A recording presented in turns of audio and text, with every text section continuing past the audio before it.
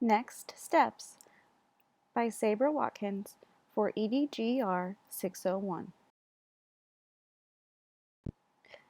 My research question is, what impact will the integration of social-emotional practices have on the climate and culture of an elementary level art class? An overview of the research. Social-emotional learning, SEL, is essential to child development. The arts help children to empathize and express emotions. The arts help students develop cognitively. Art and social-emotional learning have a symbiotic bond due to the emotive and expressive properties of fine art. The first big idea: art is good for cognitive development.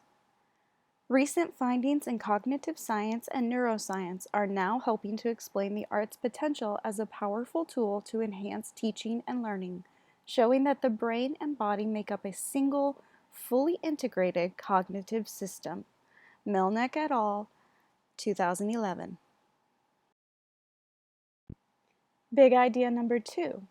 SEL is essential to child development.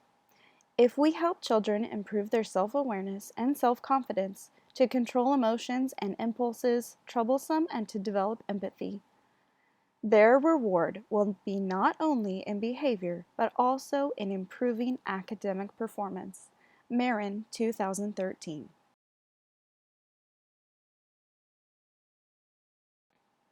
Up next in researching the connection between social-emotional learning and the arts. Continued research, including furthering the research for descending voices, concrete development of research plan, including data collection and progress monitoring, integration techniques for art, SEL, and appropriate art therapy. Digging deeper as I move forward, what are some concrete ways that social-emotional learning practices have been successfully incorporated into public schools? What are additional ways social-emotional practices have been successfully incorporated into public schools?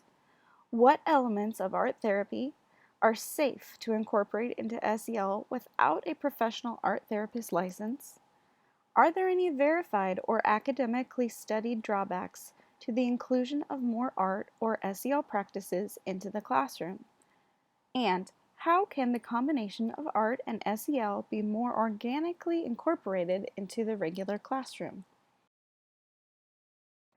In conclusion of this step and looking into the next, one could argue that the chief purpose of education is to cultivate children's building of repertoires of cognitive and behavioral strategies and options, helping them recognize the complexity of situations and to respond to them in increasingly flexible, sophisticated, and creative ways. It is through the natural synthesizing of art and SEL that a mutually beneficial link is formed. As one informs the other, their symbiotic relationship establishes cognitive, emotive, social, physical, and psychological gains. This personal and communal growth results in a climate and culture of empathy and community. And through these qualities, the class can find success. This avenue of study can yield significant benefits for the elementary art room, including the studies and instructions.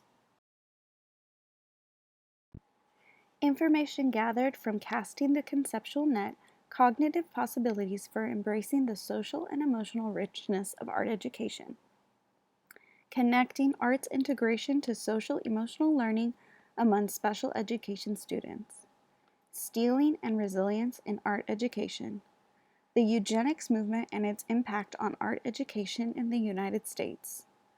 Emotional intelligence between science and art.